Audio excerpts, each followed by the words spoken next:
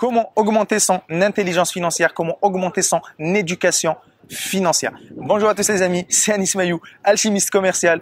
Aujourd'hui, j'aimerais vous parler du premier livre qui a totalement bouleversé mes croyances et qui a changé ma vie, en tout cas qui m'a permis d'amorcer un premier virage dans ma vie. C'était en 2014, Père riche, Père pauvre de Robert Kiyosaki. Donc aujourd'hui, j'aimerais vous parler du principal enseignement de ce livre et surtout de l'un des éléments clés pour lequel Robert Kiyosaki est le plus connu, c'est son fameux cadran du cash flow. Ok, donc vous le voyez s'afficher juste ici. Donc dans ce cadran du cash flow, c'est super important, c'est les bases de l'éducation financière que malheureusement personne n'a pris le temps de nous apprendre à l'école, parce qu'à l'école on nous a appris la géographie, l'histoire, Napoléon Bonaparte. Ok, on nous a appris plein de choses qui servent pas à grand chose dans la vie de tous les jours, alors que les choses les plus importantes, on n'a pas pris le temps de nous les apprendre. Ok, c'est pour ça que la plupart des gens qui sont fonctionnaires, qui sont profs, malheureusement, j'ai rien contre eux, ils galèrent dans la vie autant financièrement que dans les autres sphères de leur vie, et ils passent leur temps à se plaindre au lieu de prendre le temps de se former et d'apprendre et de continuer à apprendre et de pas juste se contenter de ce qu'ils ont étudié à l'école ou à l'université. Ok.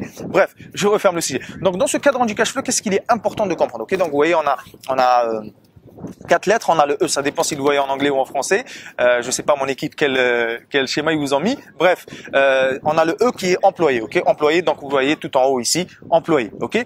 En bas on a le T, travailleur indépendant, ok. Donc ça, ils sont du côté gauche du cadran du cash flow. Ok, ces gens-là, ils travaillent pour l'argent. Je vais m'expliquer dans quelques instants. Et de l'autre côté, ok, de l'autre côté, on a le B qui est business owner ou entrepreneur. Ok, c'est celui qui a une entreprise. Ok, et enfin tout en bas, on a le E qui est l'investisseur. Ok, donc rentrons un peu plus dans le vif du sujet. Donc Robert Kiyosaki, ce qu'il nous dit, donc en fait, chaque cadran, il est cadré avec une certaine psychologie, avec une certaine manière de penser. Et si vous découvrez cette chaîne, vous allez commencer à me connaître un peu plus. Moi, je parle toujours que la réussite, c'est 80% de psychologie. Ok, j'ai rien inventé. C'est Tony Robbins qui a schématisé ce schéma-là. La réussite, c'est 80% de psychologie et seulement 20% de stratégie. Autrement dit, 80% c'est notre psychologie, c'est notre mental. Qu'est-ce qui se passe à l'intérieur de notre cerveau, notre manière de penser, nos croyances, nos habitudes, nos pensées, ok, nos schémas, nos paradigmes. Bref, donc si on est à gauche du cadran du cash flow, généralement on cherche la sécurité, qui est une sécurité au passage totalement illusoire. Ok, on cherche la sécurité parce que celui qui est employé, qu'est-ce qu'il fait? L'employé, il prend ce qu'il a de plus précieux au monde, son temps. Ok, on a tous 24 heures dans une journée et il échange son temps contre de l'argent. Je te donne 1 heure de mon temps, tu me donnes 10 euros, 20 euros, 30 euros. Si vous êtes en Algérie, tu me donnes 1000 dinars, 500 dinars, 1500, 2000 dinars. Si vous êtes au Maroc, vous faites en dirham, en Tunisie en dinars tunisiens et ainsi de suite. Ok, vous êtes de plus en plus nombreux à nous suivre de la plupart des pays francophones sur cette chaîne YouTube. Ok, l'employé, donc il prend 1 heure de son temps, il la vend et en échange, l'employeur lui donne 10, 20, 30 euros, tout dépendamment des compétences. Ok, donc ça c'est le premier niveau. Ok, la pire manière de gagner de l'argent au passage. Ensuite, on a le T. Le T, c'est quelqu'un qui a pris son courage à deux mains. C'est tous les gens qui sont extrêmement diplômés généralement, et c'est tous les gens qui vont exercer des professions intellectuelles assez valorisées dans la société. Médecins, avocats, comptables, experts comptables, des gens qui font le même métier que moi, mais qui font du coaching one-to-one, les consultants qui font du consulting. Ok, même s'il y a d'autres modèles qu'on enseigne dans différents programmes. Voilà. Ces gens-là, qu'est-ce qu'ils vont faire? Généralement, ils vont plus vendre juste 1 heure de leur temps, ils vont vendre une prestation. Ok, un avocat, il va vous accompagner, par exemple, à réussir, je sais pas, votre divorce, si vous êtes en train de divorcer. Il va vous aider à racheter une entreprise, etc. Il va vous offrir une prestation intellectuelle. Ok, et cette prestation, généralement, il va vous la vendre à un certain tarif. Ok, un certain tarif, dépendamment de la prestation, de 500, ça peut aller jusqu'à 15, 20, 30, 50 000 euros, dépendamment du niveau d'expertise et de résultat de l'expert. Ok. Par exemple, faire un site internet, voilà, quelqu'un peut vous facturer 500, 1500, 2000 euros. Voilà. Ces gens-là, c'est déjà un peu mieux, parce qu'ils maintenant ils peuvent décider de combien d'argent ils vont gagner. Parce que quand on est employé, malheureusement, on peut pas décider de combien on gagne, parce que le salaire c'est toujours le même, peut-être à part quelques primes, on peut pas décider. Quand on est indépendant, à part qu'on est limité un peu par le temps, mais on peut quand même décider d'avoir plus de clients pour augmenter nos revenus, par exemple. Au lieu d'avoir un contrat à, je sais pas, 3000 euros, je peux avoir 4 contrats à 3000 euros, ce qui me fait 12 000 euros par mois. Ok, c'est déjà bien, c'est un deuxième niveau, mais le challenge des personnes qui sont dans le cadran T, c'est que généralement ils ont beaucoup de mal à déléguer. Ok, ce sont ce qu'on appelle des one-man shows. Ok, vous avez vu un one-man show, quelqu'un qui fait un spectacle d'humour, il est seul sur la scène. C'est toujours eux qui ont les lumières, c'est toujours eux qui sont au centre de l'attention, c'est toujours eux qui sont au contact du client. Donc, si vous êtes indépendant et que vous avez une entreprise, donc vous faites tout dans votre entreprise. Vous êtes un solopreneur, vous n'êtes pas un entrepreneur. Ok, en réalité, vous n'avez pas d'entreprise, vous ne possédez pas une entreprise, c'est l'entreprise qui vous possède. Vous voyez la différence, la subtilité. Vous n'avez pas une entreprise, mais c'est l'entreprise qui vous possède. Vous, parce que quand vous faites ça, généralement c'est connu, vous avez très peu de temps libre. Ok, vous êtes prisonnier de votre business. Vous êtes créé votre propre prison dorée. C'est ça quand on est indépendant, c'est la réalité des choses. Parce que là, on gagne un peu mieux sa vie, mais on a très peu de temps libre. Ok, à moins d'utiliser les bons leviers, parce qu'on a énormément de mal à déléguer. On passe tous par là. Moi-même à mes débuts, j'avais énormément de mal à déléguer, énormément de mal à payer des gens pour qu'ils fassent des choses pour moi. Voilà, ça c'est un mindset encore une fois. Ça se change petit à petit. Je vous referai une vidéo sur le sujet si ça vous intéresse. Mais voilà. Celui qui est dans le cadre T, voilà, il est travailleur autonome, voilà, il échange, on va dire, il échange plus juste son temps, mais on va dire, il échange son temps contre une prestation et non plus juste contre de l'argent. Et vous voyez, tous les gens qui sont du côté gauche du cadran, c'est qu'est-ce qu'il nous dit Robert Kiyosaki? Ils échangent leur temps contre de l'argent. Ils vendent leur temps contre de l'argent. Entre autres, ils travaillent pour l'argent. Et ça, c'est la réalité des pauvres et de la classe moyenne. Ok, sans jugement de valeur de ma part, mais c'est une réalité. C'est la réalité. Les pauvres et la classe moyenne, ils travaillent pour l'argent. Ok. Et quand on travaille pour l'argent, c'est la pire manière de gagner de l'argent parce que déjà, quand on travaille pour l'argent, c'est là où on est le plus taxé. Ok. Notamment l'impôt sur le revenu, l'impôt sur les sociétés. C'est là où on est le plus taxé. Ok.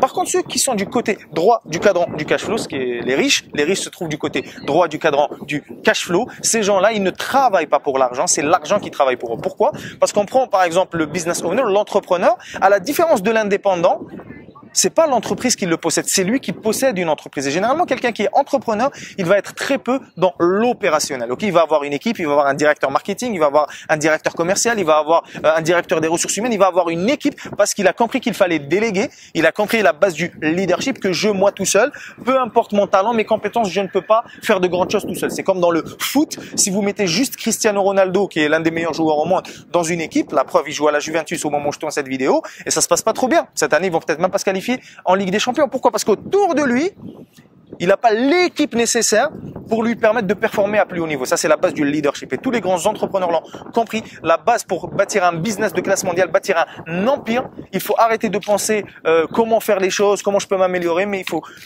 commencer à développer la compétence de qui je peux recruter et qui peut faire les choses beaucoup mieux que moi. Ok? Et comme disait, je crois que c'est Rihanna qui disait ça, à quoi ça sert de payer quelqu'un? Ok? À quoi ça sert de payer quelqu'un pour qu'il me dise quoi faire? Moi, quand je paye quelqu'un, c'est pour qu'il fasse. Ok? Donc c'est vraiment un shift de mindset qu'il faut avoir quand on veut devenir un vrai entrepreneur. Ce n'est plus à nous de faire les choses. Bien sûr, nous, on est l'entrepreneur, on définit la vision, on définit la stratégie. On peut continuer à faire certains rôles opérationnels dépendamment de notre secteur d'activité, mais il faut le plus se retirer de l'équation et mettre en place une équipe et des systèmes qui vont pouvoir nous permettre de développer notre business et surtout de gagner de l'argent quand on n'est pas là. Ce qui est la réelle définition d'un véritable entrepreneur. Un entrepreneur, c'est quelqu'un qui gagne de l'argent quand il n'est pas là. Ok? Et enfin, on va finir avec le I, l'investisseur. L'investisseur, c'est un autre niveau. Ok? L'investisseur, lui, parce que l'entrepreneur, il investit de l'argent, il investit des compétences, il recrute des personnes. L'investisseur, c'est un autre niveau. L'investisseur, il investit uniquement son argent. Ok? Et c'est l'argent qui travaille pour lui. Par exemple, c'est d'investir dans l'immobilier, d'investir dans la bourse, d'investir dans les crypto-monnaies. Voilà. Il y a différents types d'investissements, de prêter de l'argent à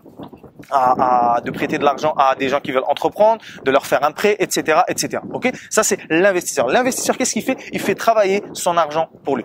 Donc voilà, j'espère que c'est un peu plus clair. Voilà ce qu'on a vu aujourd'hui. Donc le cadran du cash flow. Donc voilà, si vous êtes du côté gauche du cadran, vous travaillez pour l'argent, ce qui est la pire manière de gagner de l'argent dans la vie. Et si vous êtes du côté droit du cadran du cash flow, vous faites travailler l'argent pour vous. Et je pense que l'objectif de tout un chacun, en tout cas, si vous suivez cette chaîne, si vous êtes ambitieux, vous voulez atteindre l'indépendance financière, la liberté financière, vous devez faire en sorte de travailler toujours, de mettre en place des choses, des systèmes pour vous retrouver le plus souvent possible du côté droit du cadran du cash flow. Après, bien sûr, vous connaissez ma transparence, ça se fait pas du jour au lendemain. On commence tous par des phases. D'abord, on est si vous êtes employé, étudiant aujourd'hui, on va d'abord être on doit être un petit entrepreneur seul, on va faire plein de choses au début, on n'a pas beaucoup d'argent, on va devoir se débrouiller. Et petit à petit, en continuant à progresser, à investir en soi, à gagner de plus en plus d'argent, on va pouvoir se permettre de déléguer et de passer le plus souvent et le plus rapidement possible du côté droit pour faire travailler l'argent pour nous. Ensuite, quand on a gagné assez d'argent dans notre business, par exemple, on peut prendre l'argent qu'on gagne, le surplus qu'on gagne, ok, se verser des dividendes et ces dividendes, les réinvestir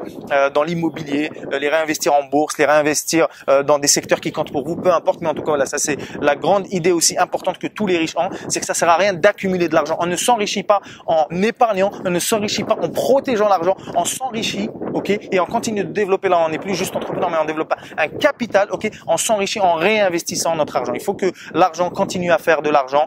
C'est ça, l'argent, il est très fertile. Il faut l'utiliser de la bonne manière pour qu'il continue à se reproduire. Ok? Ça, c'est vraiment la chose la plus importante à comprendre. C'est vraiment ce qui sépare les riches des pauvres, les riches de la classe moyenne. C'est que la classe moyenne, ils jouent pour ne pas perdre. Ok? Ils font des investissements où ils prennent pas beaucoup de risques. Ils jouent pour ne pas perdre. Les riches, l'argent pour eux, c'est un jeu. Ils jouent pour gagner. Ok? Ils ne jouent pas pour ne pas perdre. Ils jouent pour gagner. Ça, c'est vraiment la grosse différence. Bref, j'espère que ça vous a apporté assez de clarté, assez de valeur. Dites-moi dans les commentaires ce que vous en avez pensé. Si ça vous a permis d'élargir peut-être votre champ de vision. Maintenant, si vous souhaitez lancer votre business, devenir entrepreneur, vous savez pas par où commencer, j'ai un groupe privé qui s'appelle Business Infinity. Vous retrouverez le lien juste ci-dessous dans la description si vous êtes sur YouTube. Dans les commentaires, si vous êtes sur Facebook, n'hésitez pas à nous rejoindre. Vous allez pouvoir découvrir comment vous pouvez vous aussi aujourd'hui lancer et développer votre business grâce à Internet en lançant à côté de votre travail si vous avez un travail aujourd'hui. Même si vous avez peur de l'échec, vous avez peu de connaissances en business, vous savez pas par où commencer, voilà, vous avez aucune connaissance en business. Je vais vous montrer pas à pas, étape par étape comment moi-même j'ai effectué ce shift-là en 2014 alors que j'étais étudiant et aujourd'hui je suis à la tête d'une entreprise avec 6 personnes qui travaillent avec moi. Je vais vous expliquer étape par étape comment j'ai fait pour me lancer, pour trouver une bonne idée de business rentable, pour définir mon business plan, faire une étude de marché et mettre en place une stratégie marketing pour attirer vos premiers prospects et vos premiers clients et vous permettre de gagner de l'argent en dehors du cadran en gagnant votre propre argent en tant qu'entrepreneur. Voilà. Si vous voulez nous rejoindre, vous avez le lien juste ci-dessous. Répondez aux 3 questions d'adhésion qui vont apparaître juste après avoir cliqué sur rejoindre le groupe. Et si vous répondez aux questions, mon équipe vous acceptera sur le groupe. Donc voilà, on va se laisser sur ça les amis. Si cette vidéo vous a apporté de la valeur, n'hésitez pas à la partager avec un ami, à taguer un ami si vous êtes sur Facebook, ça peut lui apporter une nouvelle manière de voir les choses. Et voilà, jusqu'à notre prochaine conversation, prenez toujours le soin d'élever vos standards, de protéger vos rêves, d'oser être différent et de faire partie de ces gens-là qui sont activement engagés à passer du côté gauche au côté droit du cadran du cash flow. C'était Anis Mailloux. On se retrouve très bientôt pour une nouvelle vidéo.